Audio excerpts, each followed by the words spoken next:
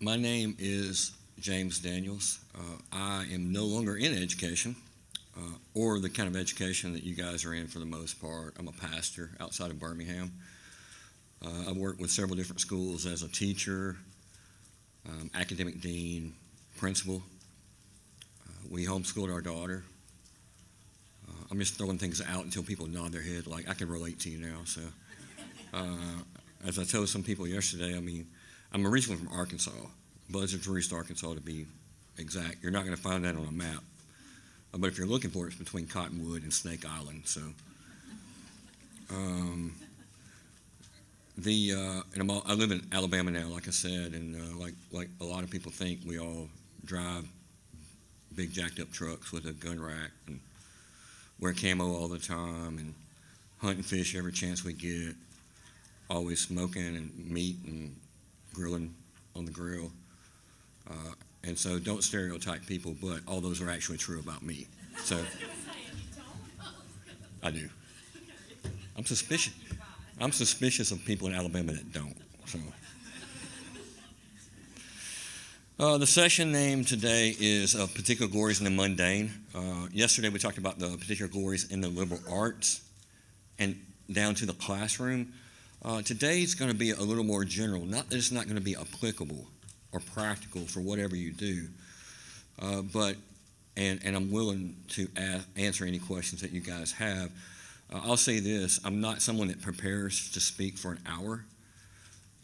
This is probably like a 20-minute talk, but I'm going to take breaks and get your thoughts and your questions through the process. I don't like waiting until the very end and asking, doing the Q&A there. So I'm just going to kind of prepare you for that.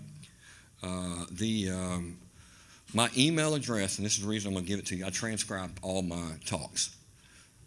I know they're not going to sound as prepared as they actually are, but if you want to email me and get a copy of the transcript of what I'm talking about right now, my email address is the letter L at jamesdaniels@gmail.com.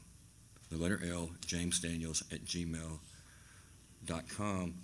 And the reason I say that is because sometimes you want to sit and just listen. We don't give our students the opportunities that they need to just sit back and just hear the words that we have to say just for a moment, not to critique them, but just kind of receive them. And I don't think we do that well as teachers. I know I haven't in my life. One of my biggest regrets is to give kids more time to think and more contemplation in the classroom. But I would say this: no matter what you think as a teacher, and no matter how you've been trained, and I don't care what philosophy of education that you have embraced up until this point, I hope, as a pastor and an educator in classical education that's worked with over 40 schools, I hope that you cling to the fact that the whole purpose of teaching should be pointing our students to the person of God in everything that we do. Through ourselves, I heard someone say one time, teachers should be windows. I like that. They should see through me to something higher and broader and more important, and realize they're a part of something that's just beyond what they're in the classroom or whatever literature that you're teaching, whatever curriculum you're using, whatever poetry, through the other students and through his creation. We should all be pointing those to the person of God. And whether we do it through math or science or poetry or literature or history, my prayer is that we would all look for every opportunity to lead our students to discover truth and beauty and goodness that leads them to the person of God in a relationship with someone that's going to expose them to these thoughts and ideas, not just as ideas, but in the context of a relationship, and that is infinitely more than we can ever imagine about any of these ideas that we talk about. And so how we get there, though, sometimes is complicated.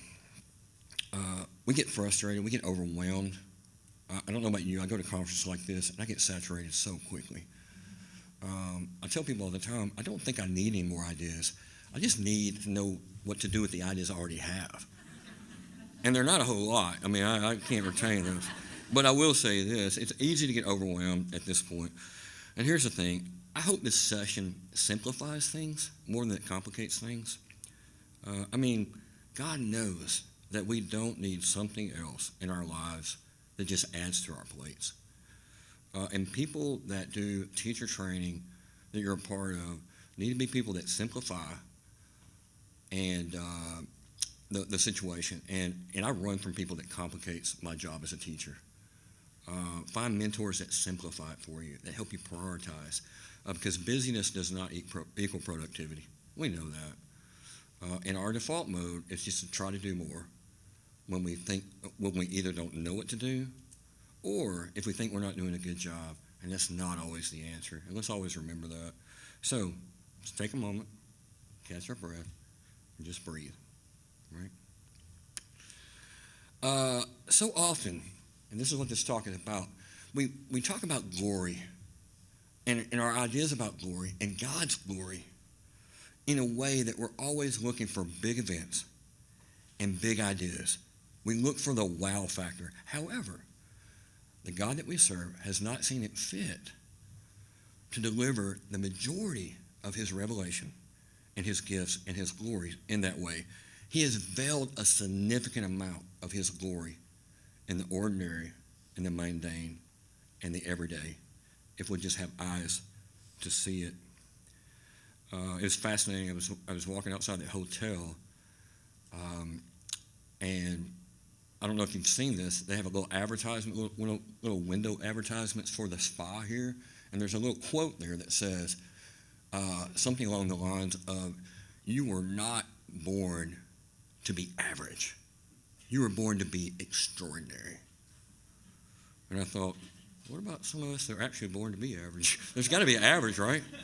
That's statistically impossible to not have an average. And I was like, okay. But these are the kind of things we throw around. And it's not just things that we say. These are things that I think we actually have, that's been formed in our psyche in that way. Jesus had some words to say about this. As a master teacher, Jesus, he said something along these lines several times to either the disciples or the people that were following him, pretending to be his disciples. And listen to this. It's a familiar passage, and I am paraphrasing it. But he looks at the folks around him, his disciples, and he says, unless you see signs and wonders, you're not going to believe. And so I don't think that was something he was putting on himself and saying, so I got to do more signs, more wonders than I'm doing right now. I got to be better as the Son of God. No, he's saying, I'm recognizing the fact that the way you perceive glory and how it's going to come into your life is not at all what I'm trying to show to you right now. And because, and Paul says that right in 1 Corinthians, talks about the the Jews demand a sign. The Greeks are looking for some kind of epic wisdom. And he said, but what we're all about, just Christ crucified, what we're all about, the world sees as foolishness. So why do I bring that up? Because we in the Christian community are not, the majority of the time, to be about the big things, even though we have the pressure to do that, and we live our lives around that, of just saying, if I can just get to this, or if I could just do this, I would grab my students' attention. Something that we can do to entertain and to wow our kids in the process. And so here they are saying, show us something bigger, Jesus. Show us something more epic. And in the process, they missed the glory of God in a way that's never been revealed before or after. God in the flesh, right in front of their eyes. They missed it. And I'm afraid too many times that's us as teachers and just as people living life. So y'all all know I'm a pastor, so I'm going to start preaching right now. I'll try to change gears on that. So what does that mean right now, right here for this educational conference? Well, when we think about our instructional routines and the practices that surround all that we do, of training our students in the habits of thinking, habits of the soul, all the things that we try to do, we've got to account for this reality. See, your job and my job, our job, is not ultimately to impart knowledge. It's to cultivate skills and habits in regard to thinking and in regard to becoming a freer and a better human being. It's to cultivate the soul. We talk about that a lot around here. And you and I know the facts and knowledge, they don't move us. And they don't move our students. So what do we do with that? We know this. We've got to connect that to something higher, more divine. We've got to connect it to something that moves us. Or we not only do it because for the sake of our soul, but we're not going to retain it. If we have information after information, and we don't have a place to put it and categorize it and relate it to something higher, you're going to be doing that thing that we always do all the time. You say, guys, why don't you remember this for the test? We're going over the review right now. We've been over it like 10 times. The reason is probably that you didn't connect it to something that they needed it to be connected to in order for them to retain it and absorb that in a deeper way. And based on what we're talking about today, there's a trap that we fall into, and that is we think in terms a lot of times of the big ideas. We think there has to be some kind of epiphany in the classroom or a big experience or an event that we need in order to get our students' attention and to move them in a deep way. See, that's how evil works. The evil that's around us and the evil that's in all of our hearts, it deceives us. And because of those lies, we want to take shortcuts. And in taking those shortcuts, we trick ourselves into moving to the next big, entertaining idea that keeps us spinning plates, keeps us trying to be more creative in that way. And we miss the glory that's right in front of us every day. And we're going to talk about that as we move on. Questions, thoughts, responses to any of that? Yes, sir. I was just thinking about this, kind of what we focused on in the conference is these large stories, the grand stories, which are really about, pinnacle achievements Right. by the heroes. That's right. And I think in the midst of that, we're missing some of the, like what you're talking about, which is how examples of how to live as Paul says, to live a simple life, work with your hands. That's right. That's right. Really just display the fruits of the Spirit. So, I'm just curious how you relate those two, opposing ideas, the grand stories with the mundane life. Yeah. I think it is the heroes that transform us are the ones that we can relate to. Jesus was a prime example of that, right? He's the Son of God. He's the Son of Man. And by the way, I was thinking about this the other day. Every time we imagine Jesus and think about Jesus, we always go to the Gospels. But it's Revelation that's the fullest picture there. I mean, because you have, this guy with eyes of fire. I mean, he's a warrior. He has a sword coming out of his mouth. I mean, he's riding a horse with something tattooed on his thigh. The guy's something I can't say here, but he's a bad dude. And I think the back and forth tension that you're talking about there may be met in Jesus Christ. What I mean as the ultimate hero. And I think number one, that's why we need to plug it into all the heroes. Are heroes in that they reflect the glory of Jesus himself. And so you get heroes like Achilles and you get heroes like Mother Teresa. And so I think, again, in classical education ate up with this, that we look for these epic heroes and we cling to those. I don't have a problem with that as long as we get the other side to the story. And what I do think that people could do a good job of, like Wes Callahan, of showing us that Achilles does have an Achilles heel, and so, just kind of bringing those things down to earth. And so I guess I'm thinking more along the lines of, like, reveling in that glory. I mean, we need those things outside of ourselves that are bigger and larger than ourselves to move us and connect our story to a larger story, but we also need to have more of awareness of being able to see those smaller, mundane, particular glories in that way. That's a good question. And I hope I answered it. If I didn't, don't tell me till later. Matter of fact, don't ever tell me. It hurts my self-esteem. Yes, ma'am.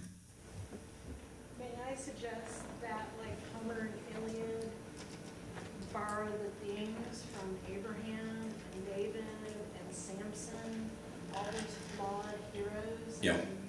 I mean, I don't know which came first, but that's the same line of thinking, I guess, I'm not sure. No, I see what you're saying there. And I guess what I would say there is that we all, everything's either a counterfeit, like the devil has nothing. Everything's either an aping of or a counterfeit of or a derivative of the one true story. So I would say yes. Any other thoughts, questions? Yes, ma'am. I was just thinking a good book list should include both types of people. Like I agree. we have examples of that in The Wind in the Willows and Middlemarch. Yeah. The Lord of the Rings has Samwise and Aragorn, right? Like we have books in our canons that do a good job of showing both the heroes of the mundane and the Yeah. villains. Yeah. So I guess I would agree with that 100%. I guess my premise today would be, I think we spend more time like on the Aragorns sometimes than we do the Hobbits. I think we glory in the once and future kings and the return of the kings and him setting all things right because our hearts long for that. But we don't glory in the gardens that the Hobbits are planting. Okay. I thought someone was usurping my authority there. But then she ran away.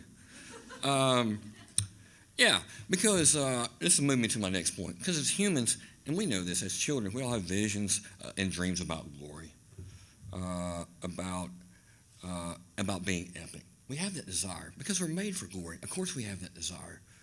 But what we're missing is there's things around us connecting because we desire to be kings and queens and cowboys and soldiers and princesses and rock stars and artists that will take over the world. And there's nothing intrinsically wrong with that. Don't get me wrong on that today. But I'm here to contend that our desire for glory has a tendency to always try to turn to the epic, and when it doesn't, we get frustrated with ourselves. And this can be something that you had a lifelong dream in, and the world just crushed that dream. Or it could be as a teacher, I was excited about that lesson plan, it just fell apart. There's glory in all of those, is what I'm saying. And we tend to give up sometimes, or only live at that point for the next latest and greatest things. And our students fall into that trap, and what we do as teachers too. And we got to be aware of that in that way. And so we look for shortcuts to glory. Like I said, we sabotage our glory by missing the glory in the process of trying to get to those big things. There's a glory in the process too. In the ordinary and in the mundane. So the topic that we're talking about today is seeing God in the mundane. By the way, I ripped this title off from a friend of mine that lives in Birmingham with me. We had lunch recently. He wrote a book called God in the Mundane. And the subtitle is Reflections on Ordinary Life for Ordinary People. It's on Amazon. Write it down, buy it. But his name is Matt Redman. But it's called God in the Mundane. And it's better than anything I'm going to talk about today, so you can leave here and just go buy the book and maybe save yourself some pain. But in the last chapter of the book, he points out this. He said, this little book is not a call to do nothing. It's a call to be faithful right where you are, regardless of how mundane that place is, wherever you find yourself. Because in the Bible, I mean, think about this. We talk about this idea of excellence as if there's these like abstract things that we strive to, and when we get there, we're being excellent. The Bible it calls us to excellence, but it always puts us in the context of stewardship. The question is always not, have you done the very best that you can do today? No, we never will this side of eternity. But what if the question was, are you doing the best with what you were given? Whether it was a time resource, whether it's the student that you had that maybe had some learning disabilities, or if it was things that God had gifted you with and resources he had given you for that day. Did you squander those? then you practice good stewardship. Stewardship's always tied into excellence. And I'm telling you as a teacher and as an administrator, I whip my own tail with the idea that I'm never good enough. And I need to be this fantastic profile of a master teacher that everybody keeps talking about and that really doesn't exist outside of Jesus Christ. And we strive toward that, right? So Reverend, he also says throughout the book, he says, he asks the question, he says, is there a God for the mother that's not changing the world, but it's only changing diapers? Or for the father who toils day to day in a job that he dislikes because he loves his family and wants to support them? Redmond's answer in the book is yes, obviously. God is still God to those that live ordinary lives, and God finds us while we're doing ordinary duties in small ways. I mean, think about what Jesus said all the time. What you do to the least of these, that's going to count for a lot in the kingdom. And the world is telling us we got to be influencers. In the world, in a conference like this, is remind us of all the books that we will never read. We need to hear that. He even maintains that doing ordinary duties is a way of pushing back against the fall. Feeding, clothing, caring for our fellow human beings is doing what we were created for, to do, as a part of fixing the things that are broken in the world. And then he goes on to say, just a reminder, the first man was a gardener. All of these things are full of glory. And I mean, we've all got to the place in our lives as husbands and wives and mothers and fathers that we have set aside certain dreams in our lives for these things. And to tend to finances and marriages and children and to houses and to yards. But that shouldn't be the case, to lose ourselves in the midst of that. I'm reminded of my wife. She's one of the most selfless people I know. She's sharp as a tack, beautiful specimen of a lady, if I may say so myself. But she gave up a job in international trade and set aside dreams of being able to become a fashion designer, which she could have. And you see her, you'll know why. To be a homemaker and to homeschool our daughter. And every year when we get our taxes done, she fills out the tax return the same way, according to her and according to me and the government at this point. On our tax record, she is officially a domestic goddess. I didn't know you can do that with a tax form. She does it every year. And by the way, if you're able to catch a glimpse of her at the conference, during this conference, I mean, you'll see a little vision of glory. I mean, she's beautiful inside and out. Now I'm just missing her. Now it's just getting weird in front of everybody. Give me a moment. Anyway, and no, you will not see her at any of my sessions. She hears me talk more than she wants to already, so, and I don't blame her. I'm kind of tired of hearing myself talk right now. But here's the thing to think about. See, every day we're participants in God's theater of glory. The kids come to us, they have been immersed in God's theater of glory already. We don't have to create that for them. We just need to point that out to them. Even more than that, I mean, every moment, even in this room, right now, in the face of everyone here, is a chance and an opportunity to catch a glimpse of God's glory, because we're all made in the image of God. To see his magnificent and his almighty work. He's showing us something of his glory all around us, even at this moment, of his glory and his beauty and his majesty. One of the things I talked about yesterday is the idea that one of my favorite ages to teach is middle school. That has not always been the case. And so most of the time I was walking through the classroom, I was kind of dividing between the kids. I was like, oh yeah, these kids are going to get it. These kids are just a bunch of knuckleheads. They're going to sit over there. It's like pulling teeth to get them to say anything. Or just to get them just like, all right, can you stop shooting that rubber band at her? Like I'm just asking you to do it can you give me 5 minutes? And so we have that. And so there's a couple of choices that you have there. One, you can start teaching to the kids that really get what you're about and kind of dismiss the other ones. Don't do that. All the kids know that. That you're talking about something that could scar a child for life. Those little things like that in the classroom, they can do it. The worst thing you can do to people is make them feel that like you're dismissive of them. Don't you hate that feeling? But so the next step that we do a lot of times is like, you know what? I'm going to be the good Christian I am, and I'm going to love them in spite of their faults. And so I'm going to love them unconditionally, and I'm going to make sure they know that I'm going to communicate to them that I'm going to find favor in them no matter what they do, because that's the good Christian I am. Here's the problem with that. You're still saying I'm going to love them in spite of who they are. But what if, and this is something that I began to do, to think about and work, and this changed my whole perspective of every kid I taught after this. And it was one of the hardest classes I've ever taught in the beginning.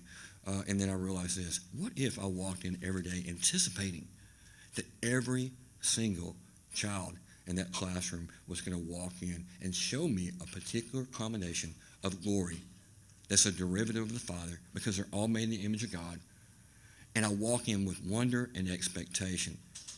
When you do that, changes the dynamic of everything and makes you rethink everything, because then you're at the point where, what am I doing to bring out the glory of these kids that may not be talking and may have a soul that's foreign to mine? We don't get each other. We don't like each other. What do I do with that? And this doesn't just apply to school, right? This applies with anyone you work with, anyone you see, that customer that's just a pain in you know what, that neighbor that's just a busybody, and they're just wearing you out, saying they're going to call the HOA on you. I got rid of the HOA in my subdivision. Man, forget that. But what if every time you saw them, you're like, listen, there's something that God made them. He had a particular combination of glory in their giftings and their skills and who they are and personality that I'm not going to see in any other person on the face of the earth. God, give me a glimpse of that. When you start looking at your students like that, that classroom lights up. So, part of what we're doing here is saying this. Let's walk into situations with those things in mind. Let's walk out of that hallway with these things in mind. Every class period, every minute, with our children and our spouse on the worst days and in the worst situations, and expect to see something that's going to blow our minds. What if we had that perspective about glory instead of trying to look at it in some big moment standing over the Grand Canyon, which is beautiful, by the way. Savor the simple. Enjoy enchantment. Teach your kids to do that. Glory in the unseen and the seen in every situation. The majority of our job as educators is actually really just to be a tour guide. I mean, we are to focus on the attention of our students, and even the teachers that may serve under us or with us, and the spectators around us, the relationships that we're in, and we remind people, like, stop. Look at this. Revel in this. Have you thought about this? Just like someone would be walking down historic Charleston as a tour guide, we're surrounded in the theater of glory. We have all the resources we need. If we didn't have one book in our hand, we can teach the things, if we're doing this right now, that we're really, really supposed to be about. And so the other thing about it is we got to tell them not only to stop and to look, give them time to contemplate. Our classrooms are too busy. Give them something to contemplate. I'm scared of just giving like middle schoolers a bunch of time to think on themselves. They don't need any more of that. But give them something to contemplate. But give them time to do that. Adequate time. And let's push back against the busyness and being in such a hurry, because if we do, we're going to miss it. And we're going to cause them to miss it. And as teachers, teach the art of being transfixed and in awe. Model those things for your students. If you don't have this in your life, you can't export what you don't have. You can't just fabricate and model contemplation and transfixion and those things like that. We don't even talk about that. How do you do that? You got to practice it, for one, as a teacher in that. Questions, thoughts? I talked too long without asking. Yes? I was wondering if you could define the word mundane as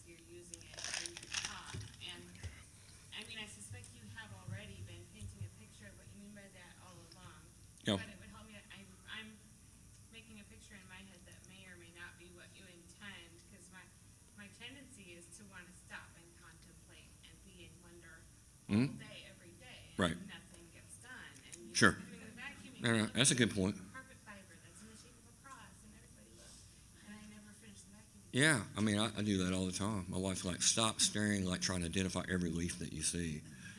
And it'll cave your brain in is what it would do. Make you crazy. I'm thinking about that right now. So first of all, it's a call to incorporate that in your classroom and what you're talking about.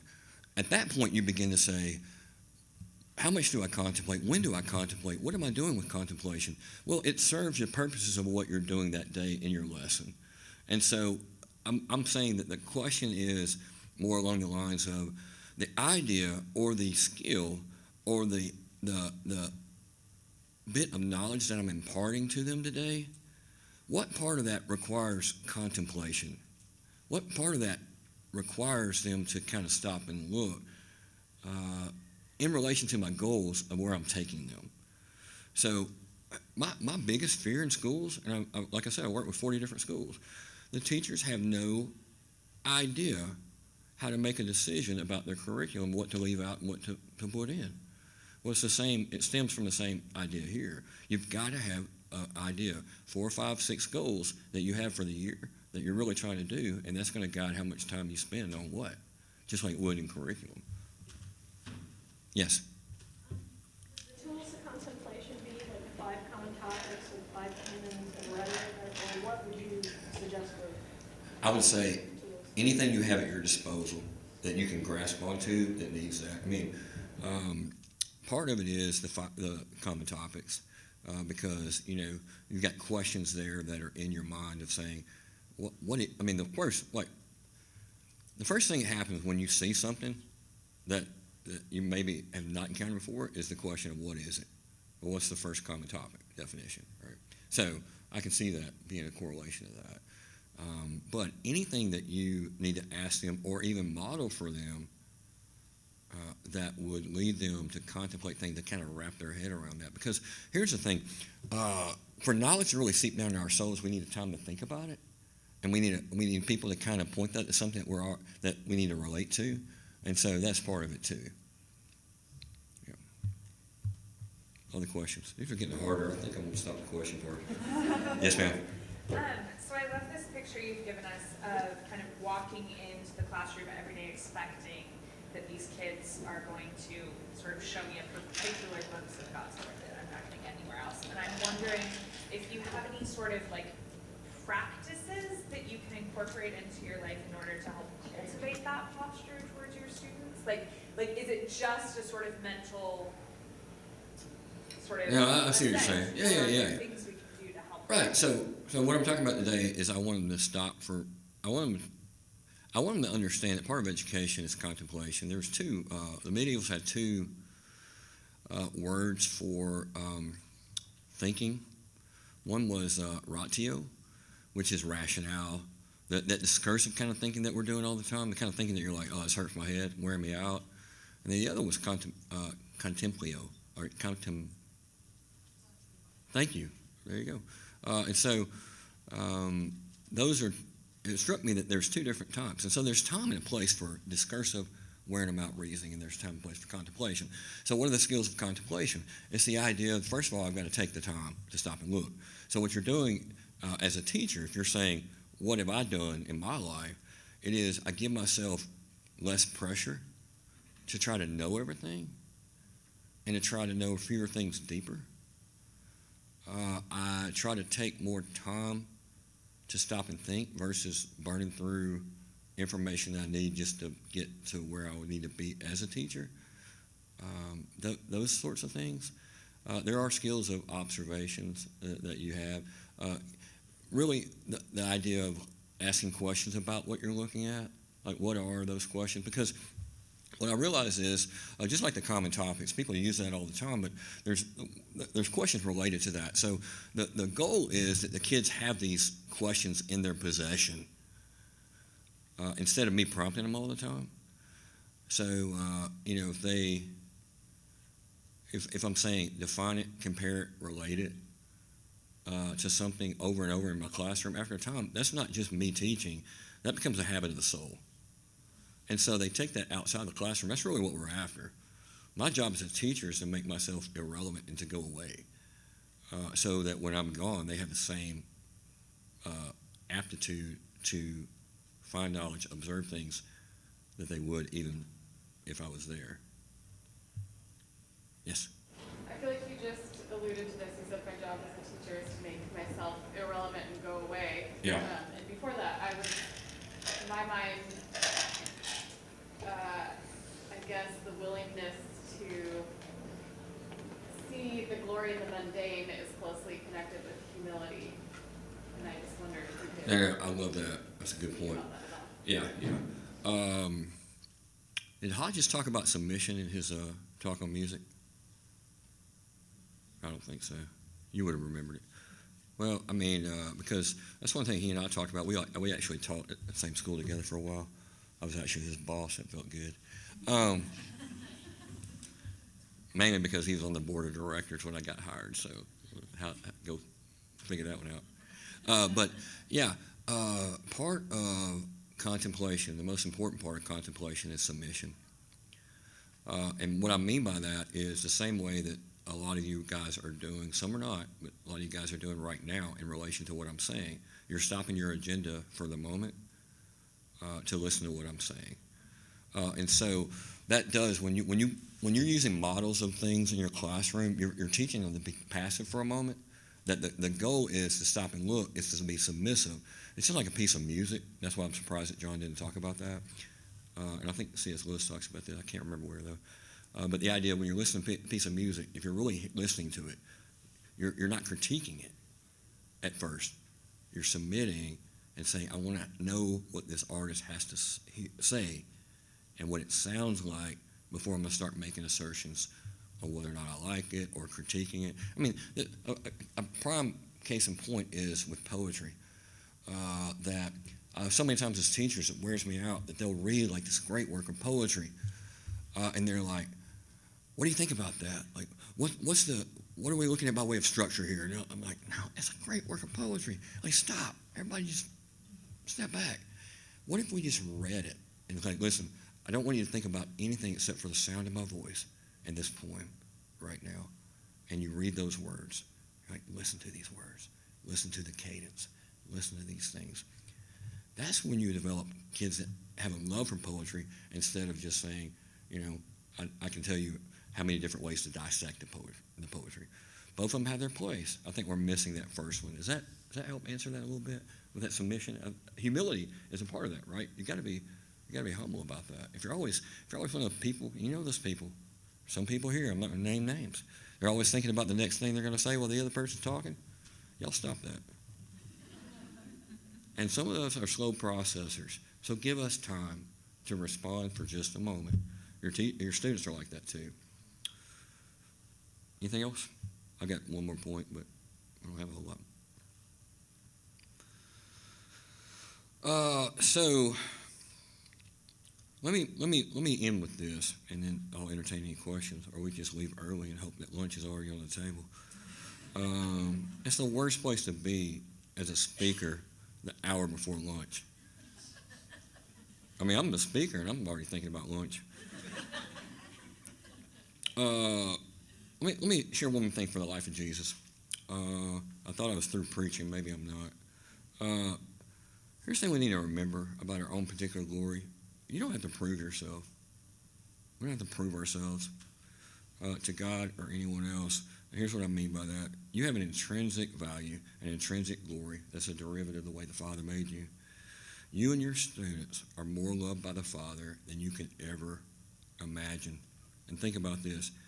Here's Jesus, before he even does anything really in his ministry, at his baptism, before the miracles, before the dramatic and wonderful teaching that he did, his Father, our Father, breaks through from heaven and says this is my Son, whom I deeply love,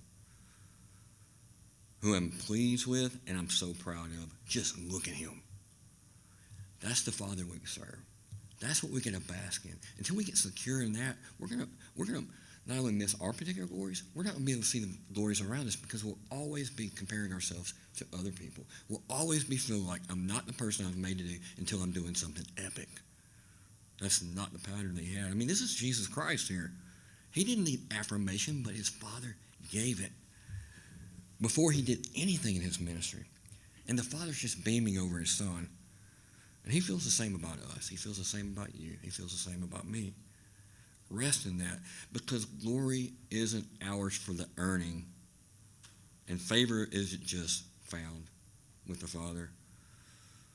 It's a derivative of the Father's glory, and we have a glory to reveal, and we have that, and nobody can take that away, and they can't take it away from your students. We can distort it, we can veil it, we can do everything we can to self-destruct as a person, but that glory is still there.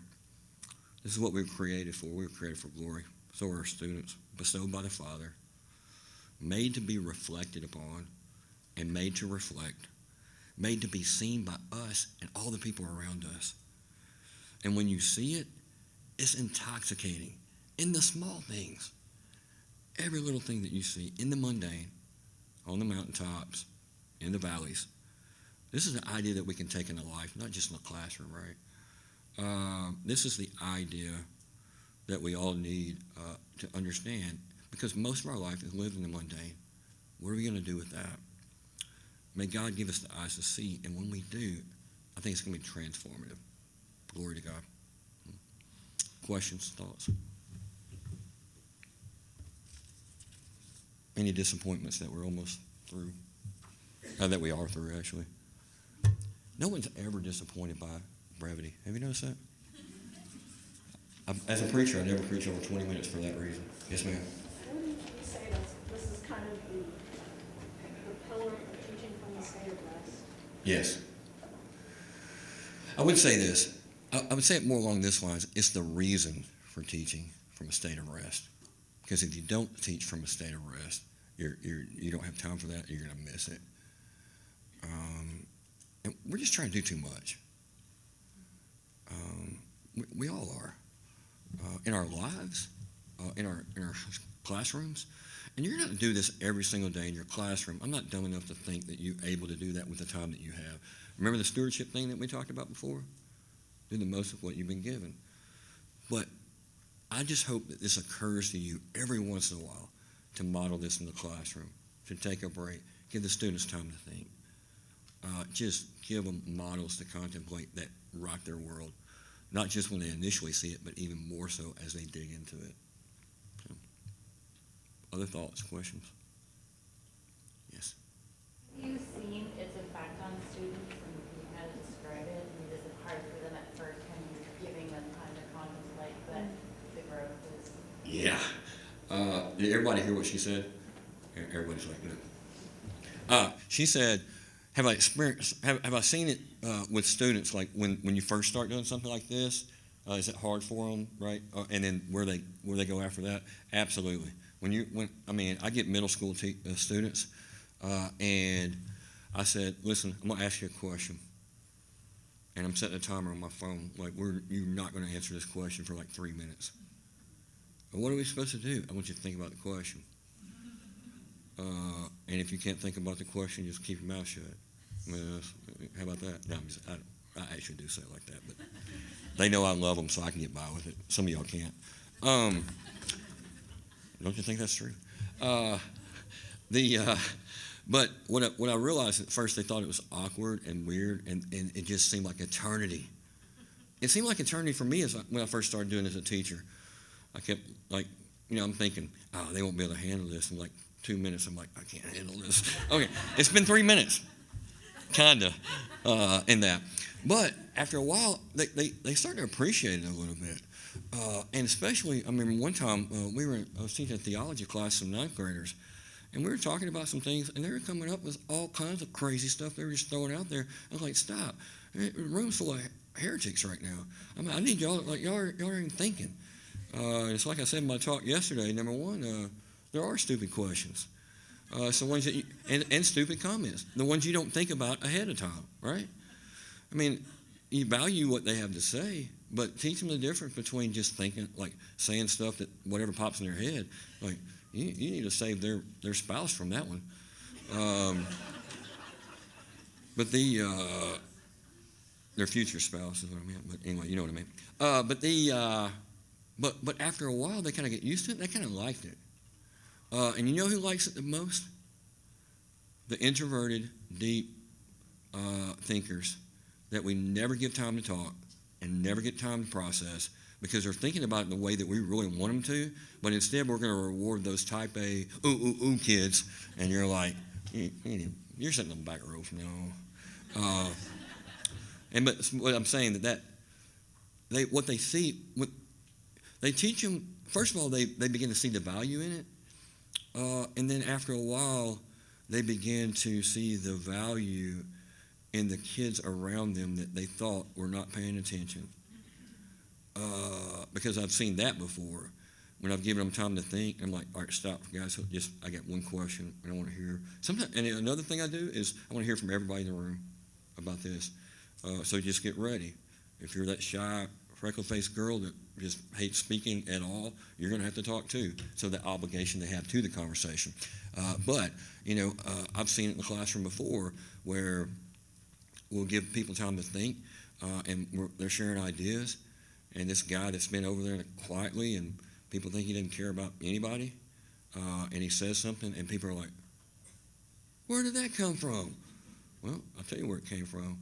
Y'all kept your mouth shut for a while and let somebody else talk, bulldozing over him, and then in the turn, you think less of him as an intellectual because you can process faster, and your thoughts are not even halfway as deep as his. So that was intense. I've been out of the education field for a while, so y'all some of this is rusty. I'm trying to. Yeah, it was 5 years since I spoke at this conference. I think. Go ahead. Yes, sir. How has your enjoyment of fishing, gardening, or woodworking contributed to your engagement with appreciating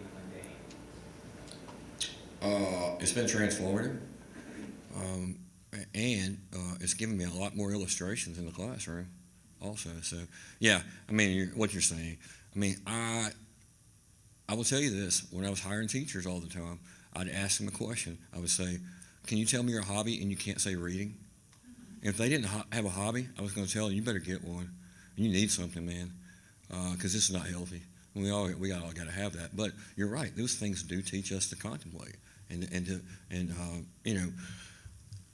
I've got this thing that I do. I mean, I contemplate, but I always have to have something in my hand while I'm doing it to fiddle with. And guys are like that. Maybe ladies are too. Maybe knitting or something like that. You see sometimes. Someone was knitting a while ago, I think. That's. I mean, it doesn't mean you're like sitting like a monk, on a pedestal up in the air. You're actually. You can be doing things and contemplating. I think it's a better practice than just getting along with, navel gazing. I'm not a big fan of that. I think I read that word before. Did I make that up? No, I'm just kidding. Yes, ma'am. Follow up to your suggestion of a 3-minute timer. I'm anticipating a chattier class next year, and so I've been trying to game plan how I would give space to students who are going to think more deeply. Yeah.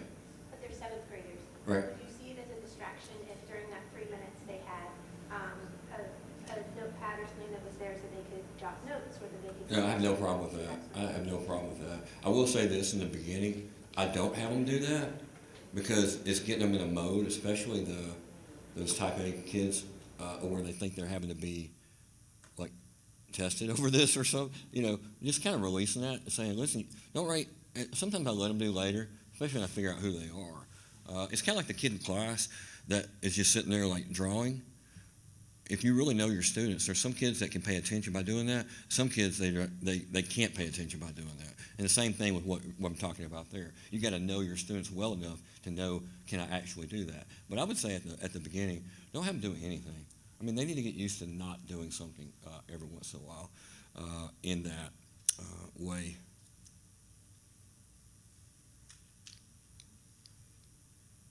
Yes, ma'am. What is it about middle school that you came to love, and how did you get there? Yeah, I taught a lot of different grades.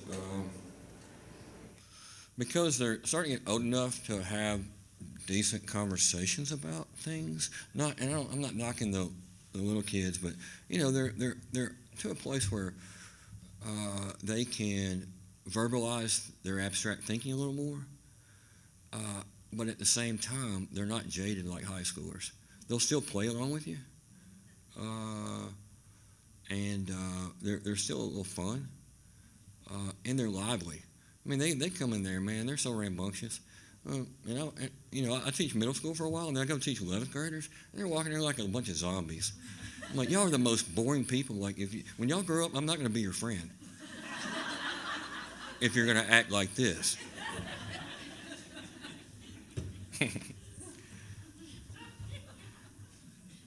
But yes, that's why I like them. Yeah, they're still fun. They're not a bunch of detached. Anyway, why are we still here? Hey, thanks for your attention. I appreciate y'all.